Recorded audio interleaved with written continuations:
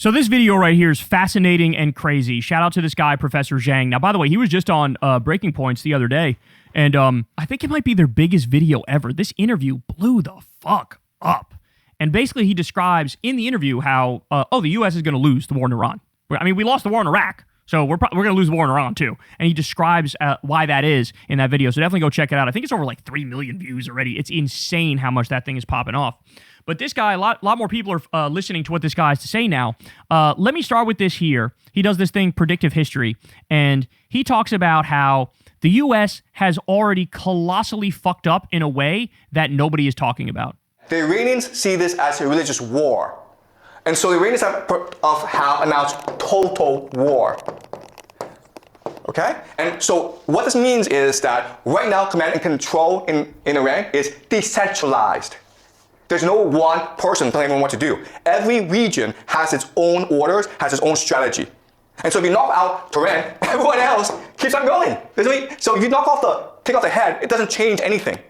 Okay? But unfortunately, the Israelis and Americans use this as a military doctrine. Military doctrine just means how you design your military for what purpose. And so even though the Americans seem like an invincible army, they are not equipped to fight a 21st century war against drones, against decentralization, against religious fanatics. So understand what he's saying there. Yes, we have the most money. Yes, we have the biggest guns. Yes, we have the best interceptors. Yes, we, spend a tremendous amount of money on the military-industrial complex and developing the new technology of the day, but we are not equipped for modern warfare. We're not equipped. And he explains why further. Also, the decentralization point is fascinating. That, like, when the Grand Ayatollah got killed, they, changed the structure where it's like each commander controls their own unit and they're dispersed throughout the country. So you can't, like, make a deal to stop the fighting because you make a deal with who? There is nobody at the top that, like, they say something and it goes all the way down. And so the U.S. and Israel fucked up. The axis of Epstein fucked up, right? Like, Trump said, if I hit him, then I think they'll come back to the table and we'll get a better deal. And it's like, what? Well, how'd that work out for you? Now, he's running around like a chicken with his head cut off. He's panicking. The U.S. was asking for a ceasefire after they got the Ayatollah because we are running out of interceptors. And they were basically like, no. And like Professor Jiang says here, even if one of them said yes, it doesn't matter. That it's decentralized now. But unfortunately, because of military doctrine, they're going to keep on attacking Tehran. Now, the great irony of all this is that the Iranians who would be most supportive of regime change, are actually in the cities because they are educated, they're progressive. The people who are most fundamentally against you, will fight you to the death, are religious fanatics, the Shia militants living in the rural areas. Okay? So this is a really silly thing where you are actually destroying those who will most likely support you, and you're leaving alone those who are most likely to commit jihad against you. That's devastating. He's saying, we're carpet bombing and destroying Tehran and killing all the people who theoretically more support the regime being changed. But all the people outside of Tehran who you're not bombing and not touching are more fundamentalist Shia militants who will fight you to the death and who are probably engaged in that fight. And this is what I told you. They were bombing specific areas of Tehran where you had the most opposition leaders. And that gets to the broader point too, by the way, which is that might be on purpose. It might be on purpose because Israel wants Iran to be a failed state. They don't want it to be, they don't actually want regime change. They want no government whatsoever. They want balkanization. They want civil war. They want to take them off the map as a regional player so they can dominate the region and do their greater Israel plan.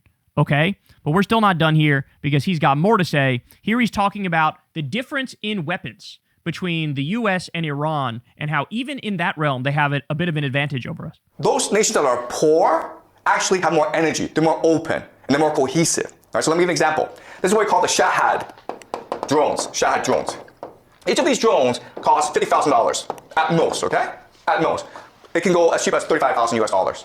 But one of them is $50,000. As you can see, you can fit a lot of these drones to a truck that can go anywhere in Iran, and they can hide anywhere.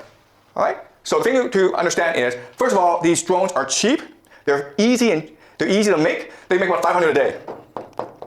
Okay? And estimates are about there's 80,000 right now that the Iranians have.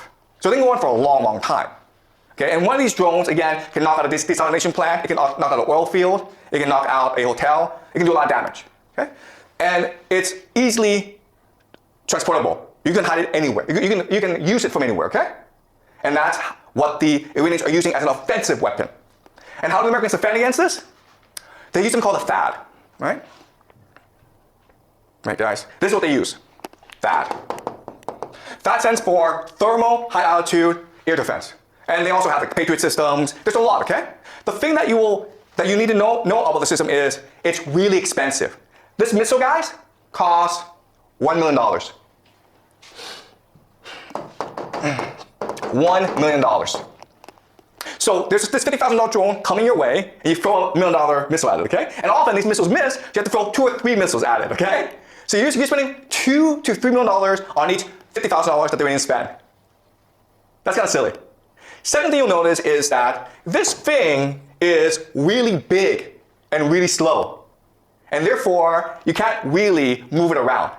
Therefore, it's pretty easy for the Iranians to spot where this is and attack it. And when these things blow up, that's a lot of money, guys. Okay? Then you're like, what? But this makes no sense. You know the Iranians have drones. They've had drones for like 10 years. You've also seen drones used in the Russia-Ukraine war to devastating effect. Why don't the Americans know this? Basically, what he's describing is like, in the same way, if you read the history of the war in Vietnam and how we weren't really prepared for guerrilla warfare, right? It's a similar thing going on now where this version of modern warfare, we're really not equipped for it.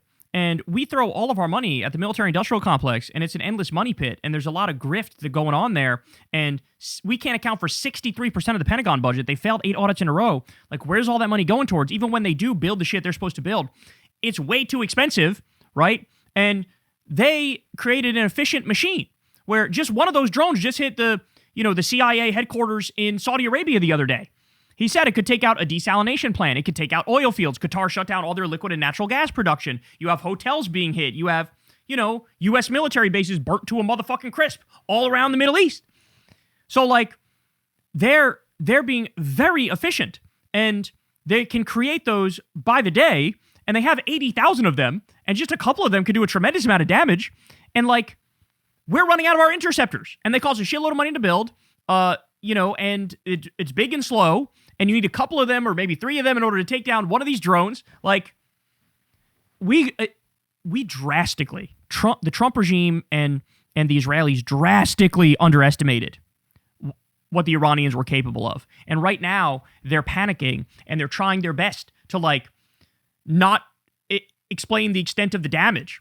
They're trying to censor, and we'll do a story on this tomorrow, but the Israelis are, like, trying to censor any information that's coming out about the damage being done to Tel Aviv and being done to Israel more broadly. And it's like, because they don't want the Iranians to know, yeah, this is actually, like, fucking working. You're actually really delivering on a lot. And so, absolutely crazy stuff. Go check out that interview that Professor Jiang did with Breaking Points, because it's a great interview. But there's so many elements of this that I guarantee you the fucking idiots in the Trump regime, the axis of Epstein, did not consider all of this shit for the Jeffrey Epstein war. They just didn't. And so here they are, and they're caught like a bunch of fucking morons, and like they're scrambling and desperately trying to keep this thing together. It in many ways reminds me of the Iraq war, but I gotta be honest, for the Iraq war, there was some semblance of a plan. Here it's just totally haphazard, totally low IQ, incompetent nonsense. And so, I mean, what do you do with that? What you do with that is motherfucking impeach or hit him with the 25th Amendment, get him out of there, because this never should have happened ever in a million years. Hey y'all, do me a favor and like and subscribe. It helps out big time in the algorithm. Click the bell as well for notifications when videos drop, and watch that video on screen right now. You know you want to.